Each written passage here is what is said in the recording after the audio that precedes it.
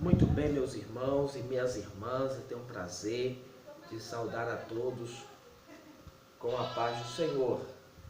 Graças a Deus por esta rica oportunidade de estarmos reunidos, de estarmos unidos por meio desse vídeo para juntos aprendermos um pouco mais da palavra do nosso Deus.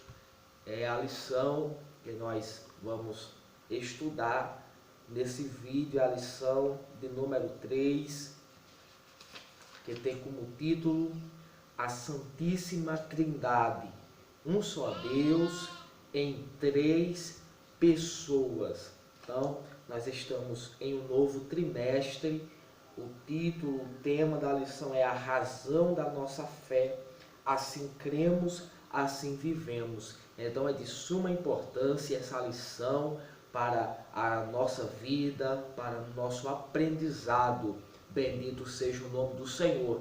Então, querido, nos acompanhe nesse canal, se inscreva no nosso canal, comente, compartilhe, para que outros venham aprender também as Sagradas Escrituras e venham crescer na graça e no conhecimento de nosso Senhor Jesus Cristo.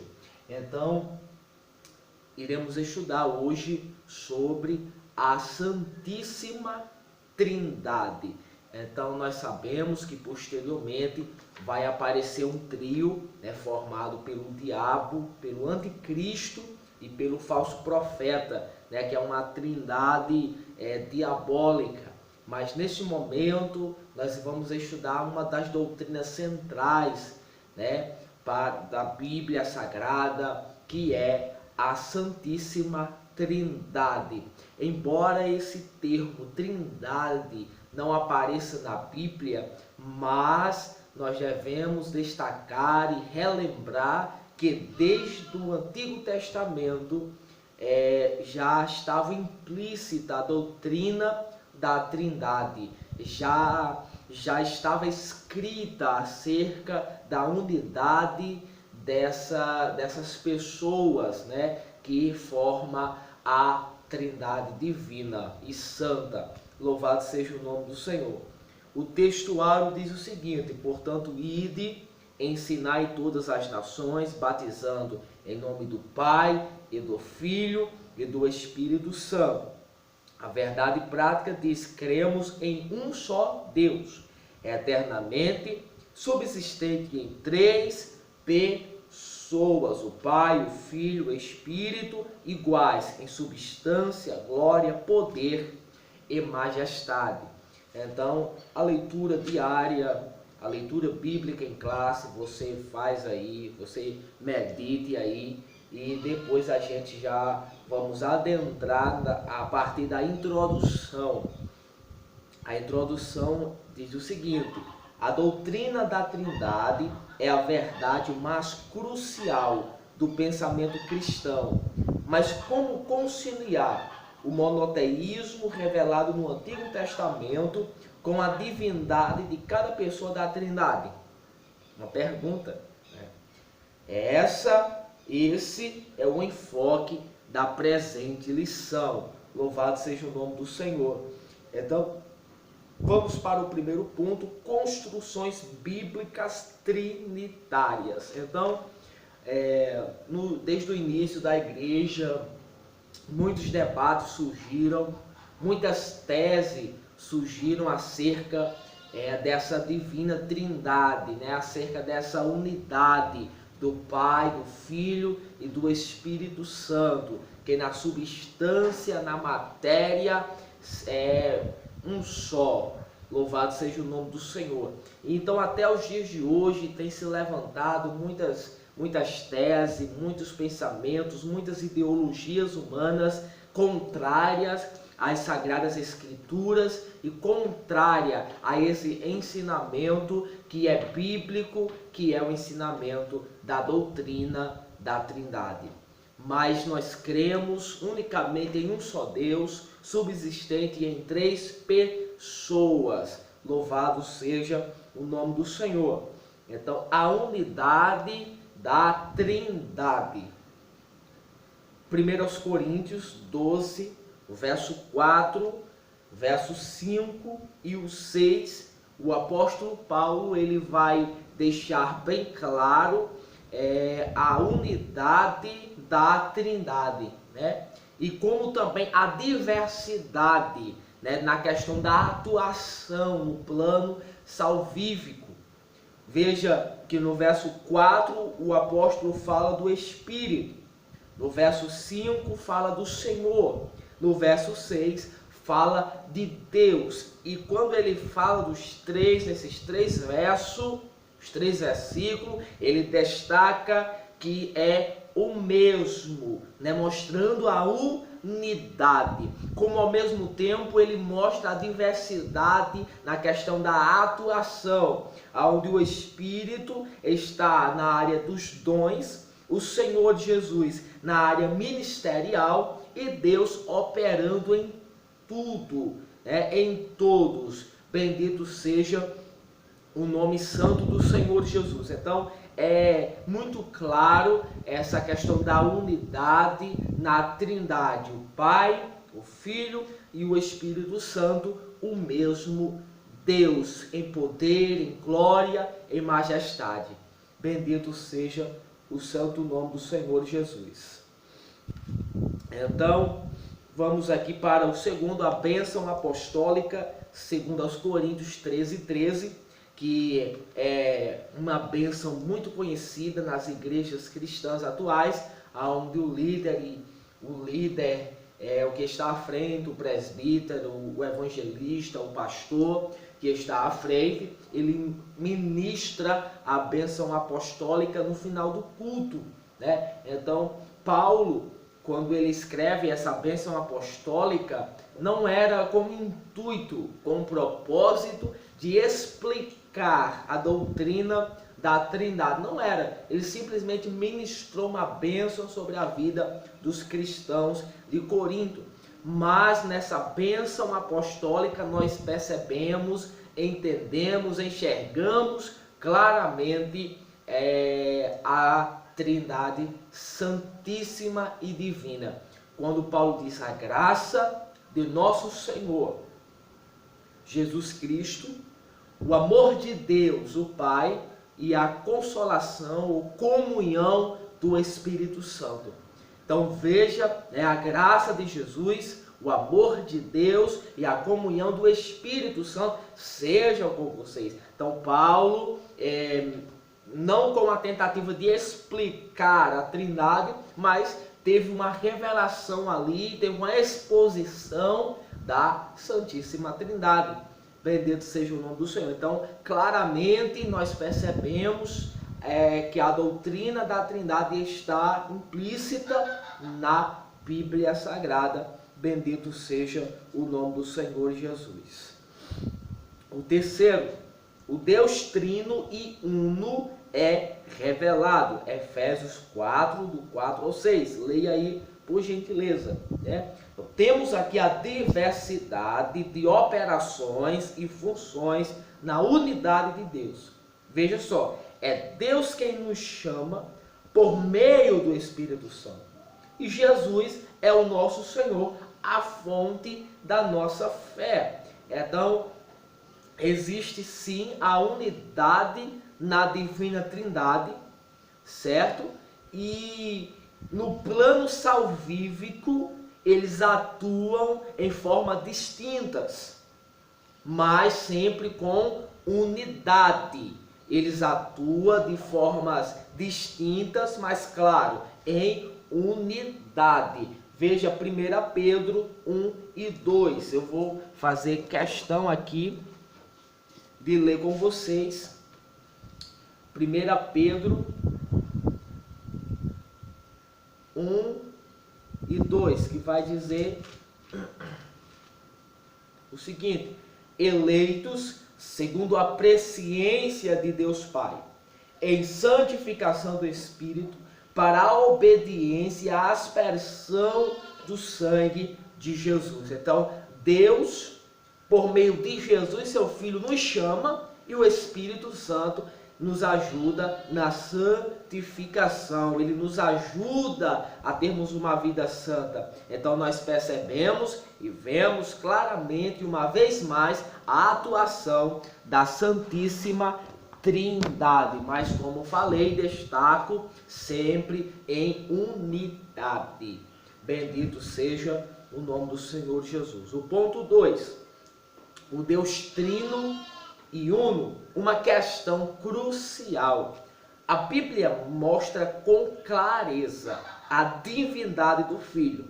João 1, o Evangelho, verso 1, diz: e o Verbo era Deus, né? Mostrando que Jesus de fato é Deus. Então, o Evangelho de João, que ele escreveu acerca de Jesus, então ele tem essa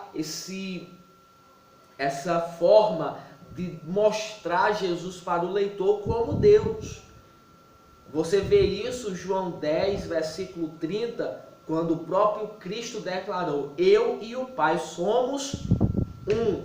Então, Jesus deixou muito claro, né, quando ele disse: eu e o Pai somos um, né? Jesus, mas o Pai é um, certo? Então Jesus deixou isso muito claro, é tanto que os ouvintes, os judeus, pegaram pedras para apedrejar Jesus, dizendo que Jesus estava se autodenominando como um Deus, como Deus. Por isso que tentaram matar a Jesus de Nazaré, porque entenderam que Jesus estava se dizendo que era Deus. E o interessante, meus queridos irmãos, é que você não vê Jesus corrigindo essa atitude. Você não vê. Jesus continua com a afirmação que é Deus. Você, por exemplo, você vai ver lá em João, capítulo de número 20 e o verso 28, que Tomé, quando ele viu a Jesus, quando creu que de fato Cristo havia ressuscitado, Tomé disse uma declaração acerca de Jesus, dizendo: Senhor meu e Deus meu. Então Jesus, ele não repreendeu Tomé como o anjo repreendeu João lá na visão de Apocalipse. Porque quando João se prostrou diante do anjo, o anjo disse que não merecia ser adorado, mas somente a Deus. E Jesus recebeu o título de Senhor, o título de Deus, mas ele não repreendeu Tomé, não repreendeu. Porque de fato Jesus Cristo é Deus. Você vê, por exemplo, Colossenses 2,9, que diz assim: porque nele habita corporalmente toda a plenitude da divindade. Então, claramente, nas Sagradas Escrituras, você vai ver, você vai entender que de fato Jesus Cristo é Deus, é divino. Santo é o nome do Senhor Jesus. Como também na Bíblia vemos claramente a divindade do Espírito Santo. Um dos textos mais usados e mais claro que nos explica essa divindade da pessoa do Espírito Santo está em Atos capítulo 5, versículo 3 e 4. Que Pedro diz a Ananias: Ananias, porque encheu Satanás o teu coração para mentires ao Espírito Santo. E o verso 4, na parte B, vai dizer: não mentiste a homens, mas mentistes a Deus. Então, evidenciando a divindade do Espírito Santo. Então, o Espírito Santo é Deus. Uma grande questão é que as pessoas têm uma visão da Trindade mais ou menos dessa forma.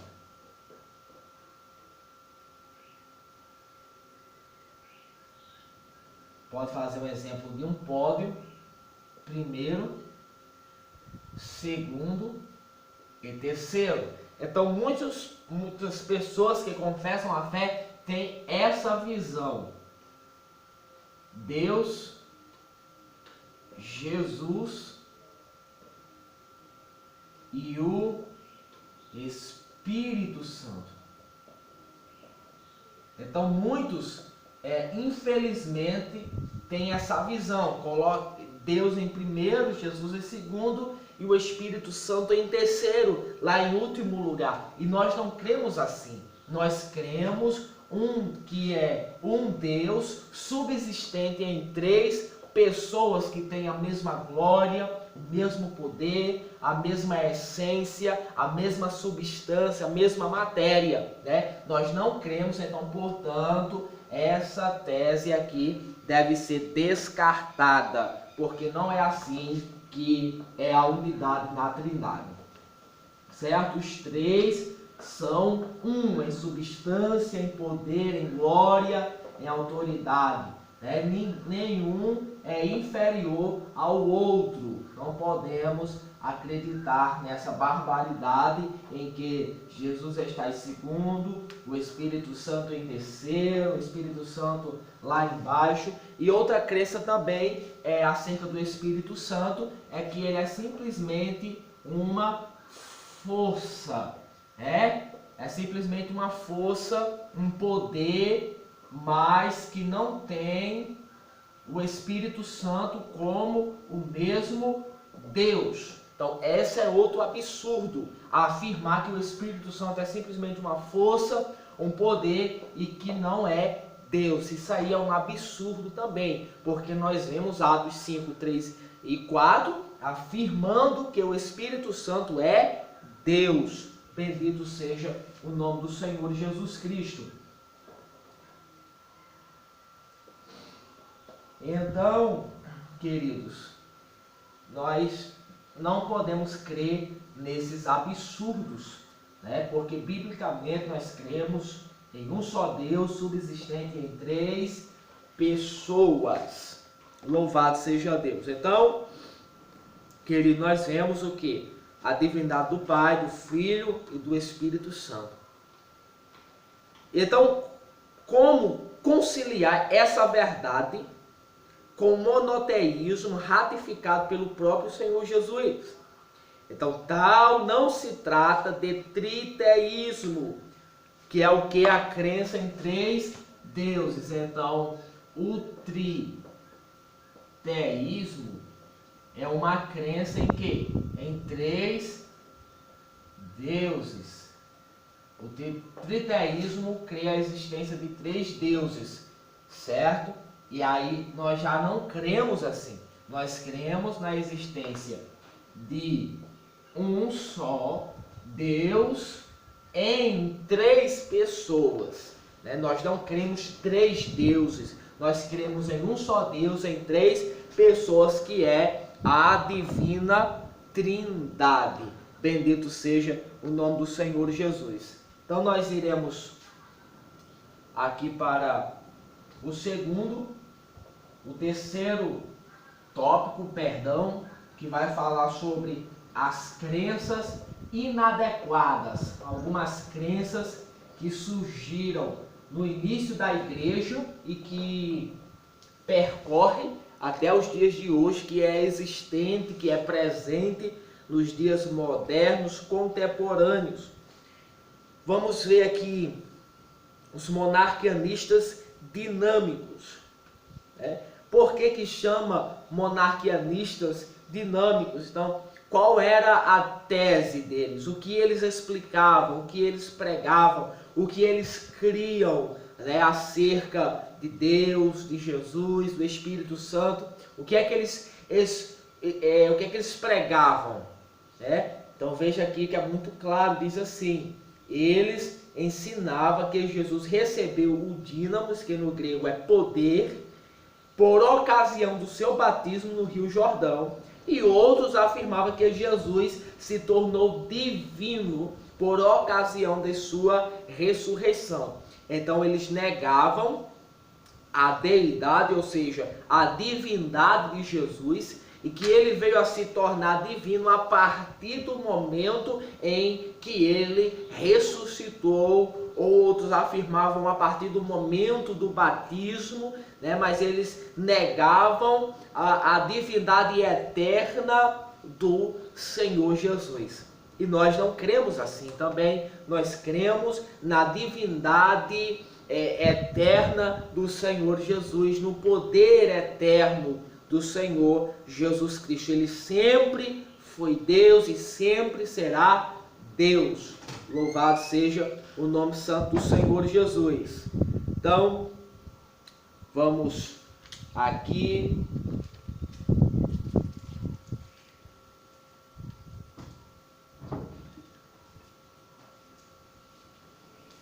Pois bem, meus irmãos, vamos aqui para os monarquianistas modalistas. Então, esses são assim identificados porque ensinavam que Deus aparece de modos diferentes. Para eles, Deus aparece com a máscara do Pai na obra criadora, com a máscara de Filho no seu nascimento e na ascensão, e a partir daí aparece com a máscara do Espírito Santo. Pai, Filho e Espírito Santo não são três pessoas, mas três faces, semblantes ou máscara. Então, essa doutrina é uma doutrina unicista que nega a Trindade. Então, eles acreditam que Deus uma só pessoa, né? Que Deus é uma só pessoa que aparece na história da humanidade com máscaras, com semblantes diferentes.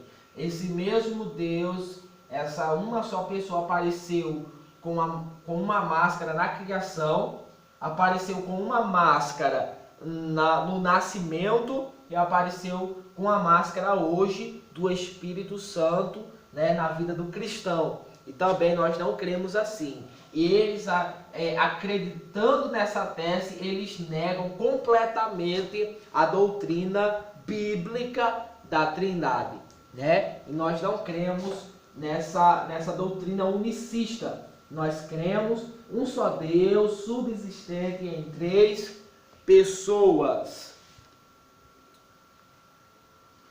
O arianismo é o nome da doutrina formulada por Ário e do movimento que ele fundou em Alexandria, no Egito, no ano de 318. Qual era o pensamento de Ário? O ensinamento, a doutrina, esse movimento que ele se levantou. Ário ensinava que o Senhor Jesus não era da mesma substância do Pai. Era criatura, criado do nada, uma classe divina de natureza inferior, nem divina, nem humana, uma terceira classe. Então, Ário ensinava que Jesus não tem a mesma natureza, não é da mesma matéria, não é da mesma essência do Pai. Portanto, ele ensinava que Jesus era inferior a Deus. Ele colocava Jesus, como eu usei o exemplo do pódio, em segundo lugar, ou em terceiro, ou mais abaixo. Ele não cria em Cristo com a mesma essência, com o mesmo poder de Deus, né? Então, outra doutrina errônea, certo? Vamos aqui para as respostas, as objeções acerca da Trindade, o esclarecimento. Então, os unicistas modernos, né, os unicistas foi o que a gente viu nos monarquianistas modalistas, né, que crê em uma só pessoa, que utiliza máscaras, né, para se revelar. Então, os unicistas modernos pregam que a doutrina da Trindade é uma invenção do Concílio de Nicéia, por ordem de um imperador romano pagão. Então, o Concílio de Nicéia aconteceu aproximadamente em 325, e os unicistas modernos dizem que nesse concílio de Nicéia, devido à ordem do imperador romano, foi formulada a doutrina da Trindade por ordem desse imperador, mas nós entendemos que Tertuliano, como vai dizer aqui, já havia formulado a doutrina da Trindade em aproximadamente 100 anos atrás, né? Então, em 225, mais ou menos, Tertuliano já havia afirmado e formulado a doutrina da Trindade, certo? Então já havia sido formulada. Então a doutrina da Trindade não foi formulada no concílio de Nicéia por ordem do imperador pagão. Até porque no concílio de Nicéia não foi debatido sobre o Espírito Santo, sobre a divindade do Espírito Santo, mas simplesmente debatido acerca de Deus e da divindade de Jesus. Então o Espírito Santo não foi, em hipótese alguma, debatido no concílio de Nicéia, certo? Só foi debatido no concílio de Constantinopla em 381, aí sim definitivamente foi debatido sobre o Espírito Santo, onde Atanásio ele combateu os arianistas e outros grupos que negavam a divindade do Espírito Santo. Atanásio combateu veementemente, certo? E ali foi formado definitivamente a Trindade, Deus Pai, Deus Filho, Deus Espírito Santo, um Deus subsistente em 3 pessoas. Louvado seja o nome do Senhor Jesus. Então, essa questão, esse nome, esse termo Trindade, para a gente finalizar, foi formado, foi criado esse termo Trindade por Tertuliano. Ele criou esse termo Trindade para explicar exatamente essa unidade dessas 3 pessoas, né? Deus, Jesus, o Espírito Santo, essa unidade em uma só, essas 3 pessoas, Deus em 3 pessoas. Louvado seja o nome do Senhor. Então, graças a Deus por esta rica oportunidade, que Deus abençoe a sua vida, certo? E saia convicto que nós cremos em um só Deus, subsistente em 3 pessoas. Bendito seja o nome do Senhor. Deus abençoe. Até a próxima lição, se Deus assim nos permitir, em nome de Jesus. Amém.